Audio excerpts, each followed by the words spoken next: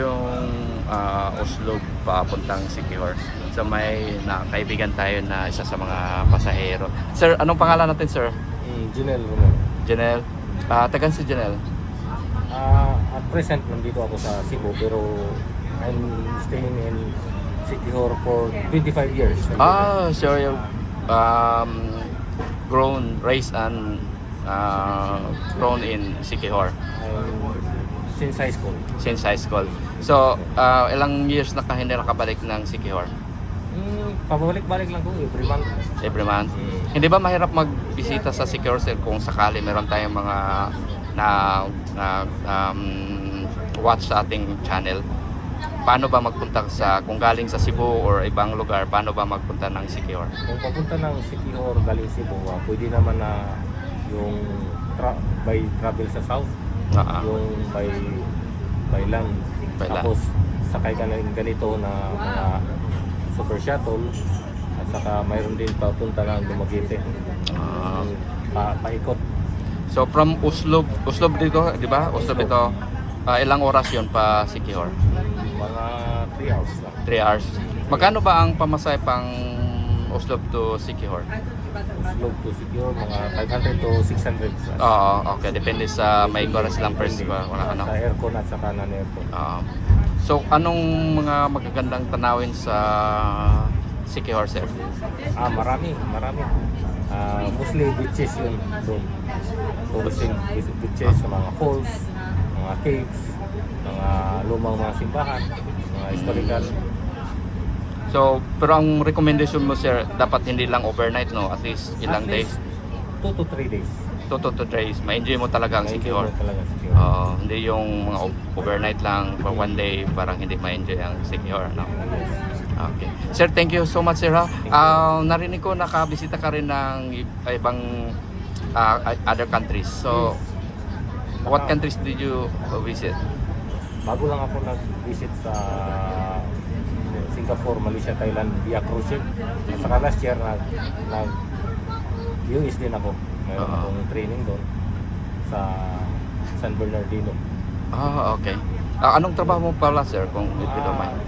Isa akong civil engineer. Civil engineer. So, sir. Pero mahilig ka rin mag-travel? Yes, I love travel. Okay. Sa US, sir, anong state ka doon nakapunta?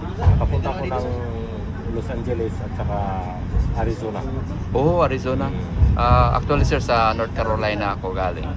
At saka I'm privileged na binigyan mo ako ng time. Taas-taas yung time natin. Sir, sana makausap pa rin tayo.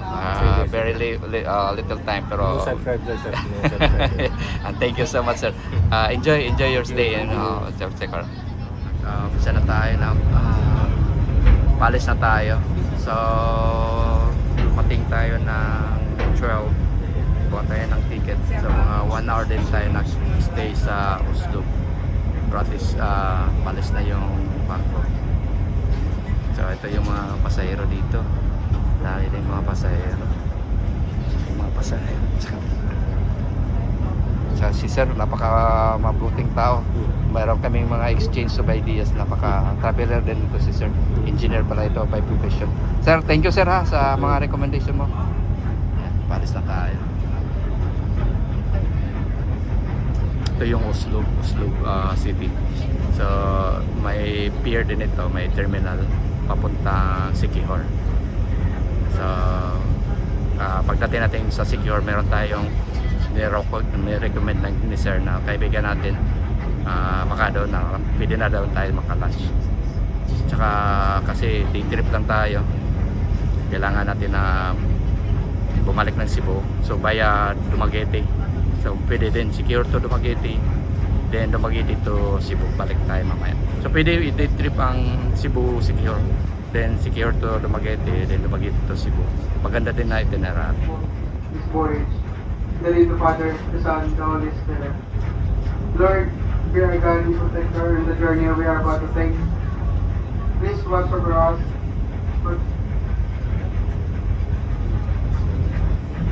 May mga prayer pa pala bago palakas na yung travel ng barko. Ayan. So balis tayo ng Oslo.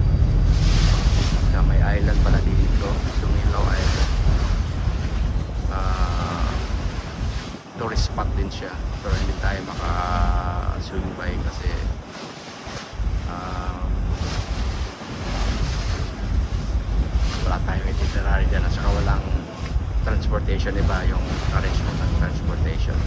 Walang public transportation. So dito, palis na tayo ng palis. So malayo na tayo ng palayo sa Cebu City. Ito yung terminal na Pasig. May island dito na paspay natin. Then secure, mga 2 hours away. Ito yung Sumilaw Island. Nabilong na siya sa dati controversial sa kasi Negros at saka Cebu yung nagawan. Ito yung Cebu Island. Nagkaling tayo dyan Oslo. So masakay tayo ng plane. Tayo. So maybe somewhere doon tayo sa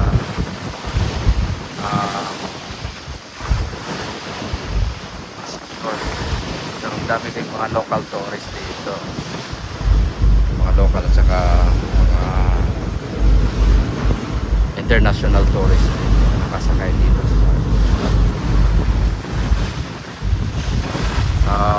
Hintay tayo ng mga ilang hours makapati tayo. Pagdating natin sa secure, tingnan natin kung anong makikita natin doon. Dolphins, yeah.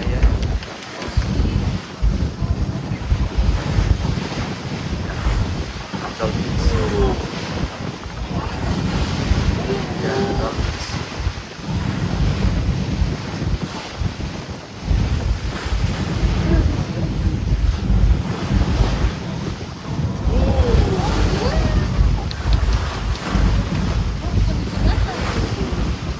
Yeah, dolphins.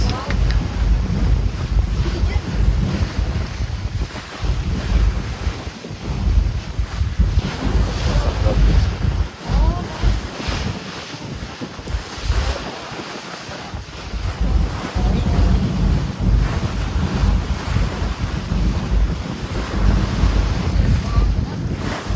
Malapit na tayo sa Siquijor Island. So ito na yung Siquijor. Makikita natin. Ito yung island ng Siquijor. May mga dolphins din na nakakita natin. So privilege tayo. May mga dolphins dito. Ito yung makikita natin dito. Ito yung barko na nasasakyan natin. Diyan yung mga kapitan. Mga mga banding dito, local. Saka marami na rin mga international tourists dito. So, ito, palapit na tayo sa Siquijor. So, naka-sideline tayo dito sa Siquijor.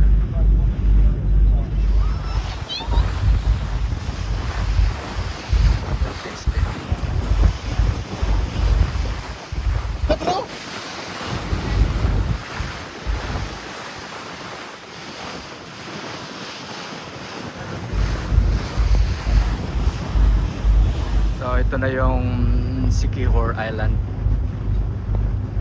Mga 2 hours away from Cebu, Oslo, Cebu. So hindi naman siya masyadong malaki compare sa ibang island. So ito yung pinaka-front ng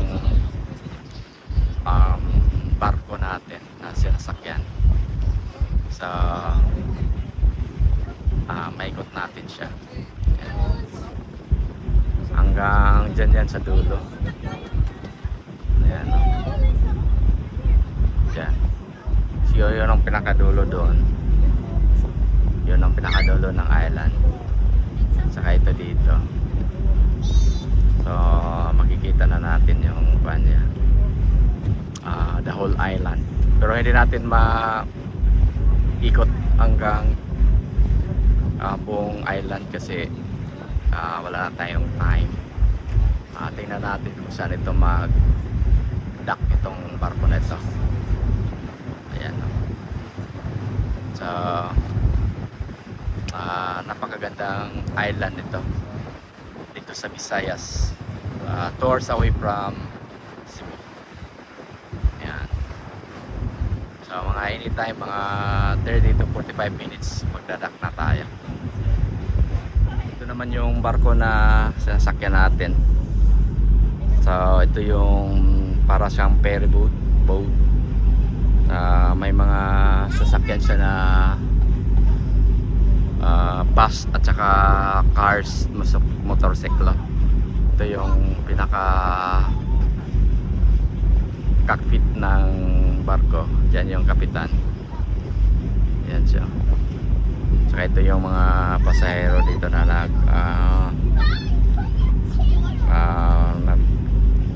tumitingin sa area.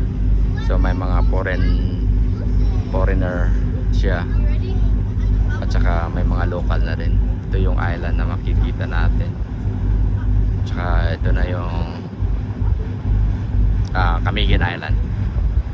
Ayan. So mga 30 to 45 minutes magdadak na tayo. So I have a chance to have a friends here from Australia. I'm very happy to see them, and they agreed to be an interview and post on the YouTube. Sir, where are you from? Australia. From Australia, yay! From Australia, and this one also from Australia. Italy. Oh, from Italy. Yeah, yes. Okay. First time in the Philippines or First time. First time. First time to Sikio or Caribbean or whatever you call it. Oh, okay. So what's the impression here? What's the expectation here in the Philippines or in Siquijor? This is day 5, Yeah, day 5. and so far the Philippines has been spectacular. Oh, I'm so happy. Really beautiful. I'm happy to hear that. So we live in Asia. We live in Thailand and Vietnam. So to have the ability to speak to people in English yeah, is a huge difference for our travel. So we really like it. Okay. Your first day, where would you spend your first day? Cebu City, and then Boabo, Oslo, and now Sikio. Okay. What would be your plan to stay in Siquijor? How many days or places that you're gonna go Sikio? in Siquijor? Are we going straight to the mountains for the Bolo drive? Okay, and then you're gonna spend like how many days? 5. 5 days on Siquijor? Oh, that would be nice. Yeah. How about you? It's like a day trip because tomorrow we will be going back to Taiwan. So I'm going back to Taiwan, then going back to United States. Yeah. Don't be in the United States now. Stay here. How I wish. Actually, I visited Sydney one time and Canberra. Yeah, beautiful. Beautiful. Lucky you travel a lot. Yeah, I travel a lot and make some vlog and some remembrance and make some friends like you guys. And what's your YouTube channel for? I have Wandering Joe. I will show it to you after making some interview from you. And I've been also in Milan in Italy. So we went to Mediterranean. So from Milan going to Slovenia, and then Slovenia to okay. Montenegro, and then to Croatia, Greece. okay. Yeah, to Okay. Greece. It's very nice. It's very nice experience. Why do you come to Sikio for the first time? I'm sorry. Why do you come here? Yeah, actually it's not Is it part of. Sikijor? No, Siquijor. So sorry for that confused. I think it's Camiguin, but it's not Camiguin. It's Siquijor. Actually, it's not part of our itinerary. We went to Cebu yesterday, and then we have to go to the mountain, like in the temple of Leia and Taoist temple, and somewhere. And then came to our mind that why not visit the Siquijor? So it's a day trip from here. We're gonna spend for 2 hours, then we're gonna go to Dumaguete, and then Dumaguete back to Cebu. What's And then Today. yes, Only today. one day. Yes, Wow. and then Cebu tomorrow morning at 11, going back to Taiwan and going back to United States. Sir, thank you very much for spending time with me. You're welcome. You have beautiful. Yes, maraming salamat sa inyong lahat. Thank you, sir. Palapit na tayo. So malapit na tayo mag-dock sa seaport nila. like here. Yeah. So, ito yung Vice State na ito. Yan. Ayan.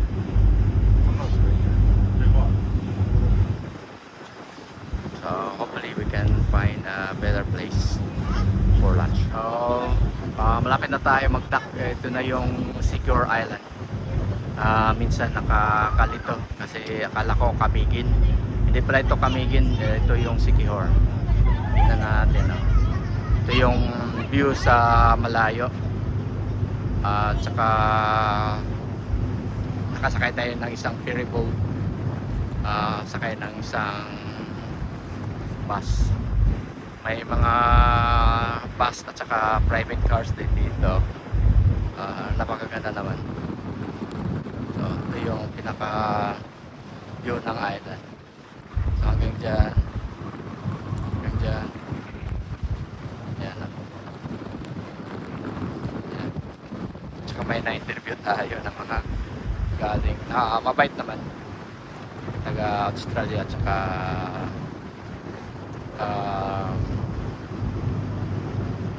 Italy. Ayan. Palapit na tayo. So, yan. Ikot natin, may makita tayo dito nakaparada kasi nakasakay tayo ng lansa pa rin. So ito yung island. Oh yeah. Prepare na tayo ng for docking. So ganun siya, mag-dock dito. Ayun siya yung mga kapanan yan sa dito.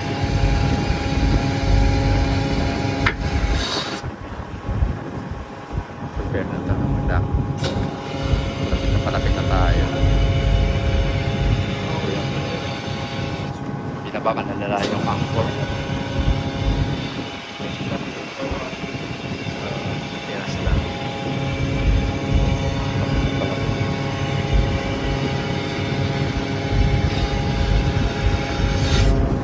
Ganito sila pang-prepare pa-docking.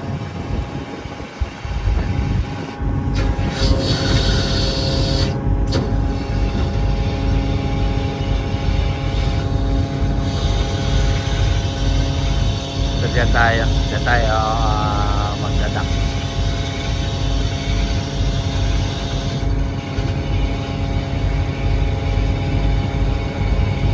So, pinababan nila yung anchor. Ayan. So, ganito dito.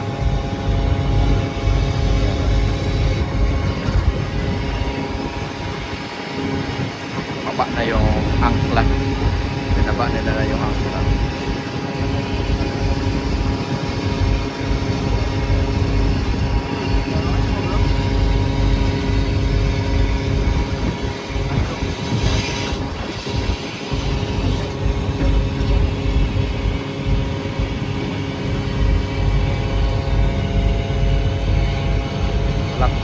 Palapit na tayo. May magandang bahay din dyan, no?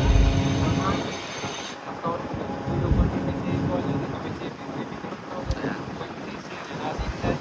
Ganda natin dyan.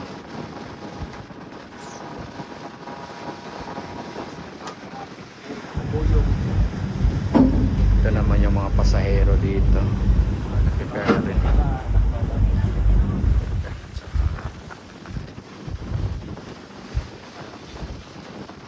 Lakas na yung hangin.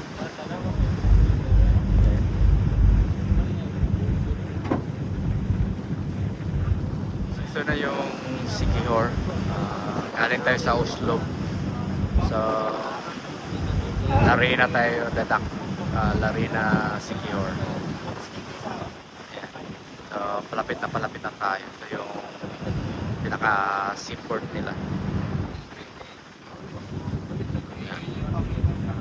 So may mga magagandang bahay na rin dito, mga magandang building. So tingnan natin pa saan tayo pa uwi. Maraming mga pasahero ngayon kasi may pista na pala dito. Lakas lang yung hangin, sana hindi tayo makakuha ng hangin.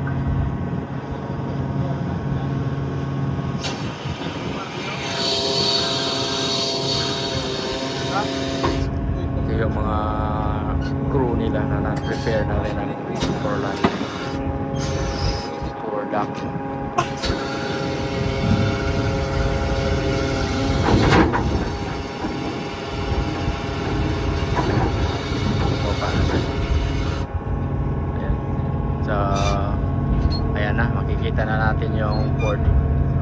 seaport ng Siquijor.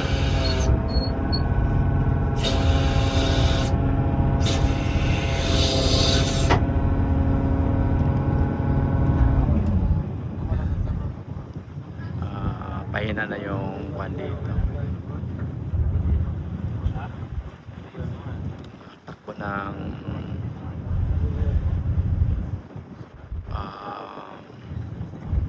barko. Ayan. May magandang bahay dyan, no? Pagkikita natin. So, ito yung pagkikita natin dito sa Siquijor. Tsaka naka-chance tayo nakabisita dito. 2 hours away. Maybe 2 hours and a half. Kung sa Oslo ka. Pero sa Dumaguete, malapit lang pala ito sa Dumaguete. So, tingnan natin mamaya kung saan tayo maka-exit ng pauwi sa Cebu.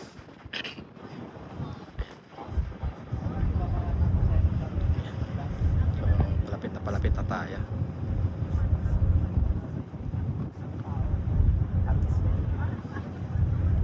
Okay. Ayan.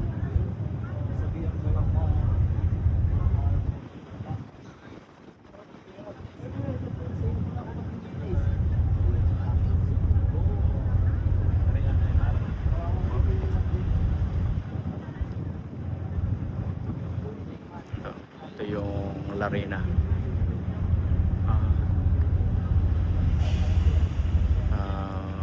Maganda pa rin yung beach nila dito. Hindi pa rin natatouch dito. Ayan.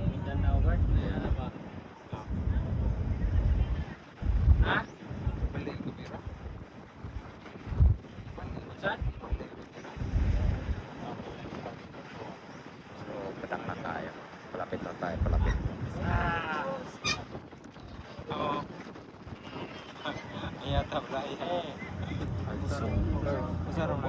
Bukas pala yung ano.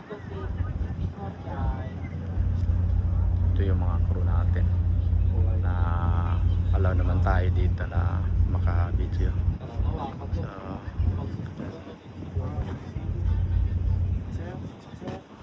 ito yung nasa loob ng ferry. So, may isang kotse dito, may mga motorcycle, saka may mga SUV. Saka ito yung bus na sinasakyan namin, Suburban. So, dumating na tayo, malapit na tayo, padang na tayo. Ito na yung Siquijor. Ito yung Siquijor lang, pier ng Siquijor. Tali pala ito. Ito yung cargo ng sa loob ng ferry.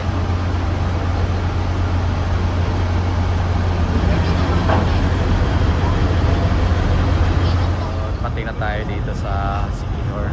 So ito yung pinaka port nila, port ng Siquijor.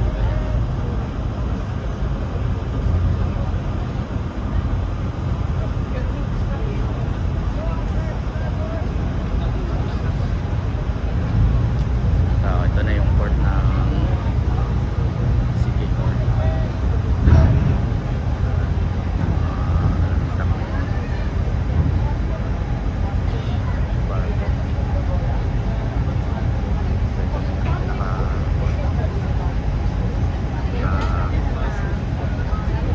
Tingnan natin kung anong maganda dito sa Siquijor. So, sinang unang pinalabas ng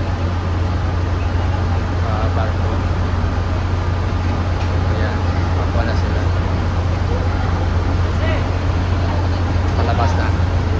Ito yung mga cargo dito.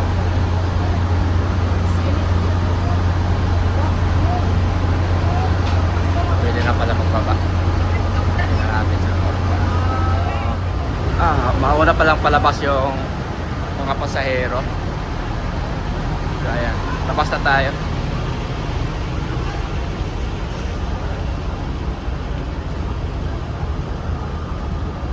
Pasaya.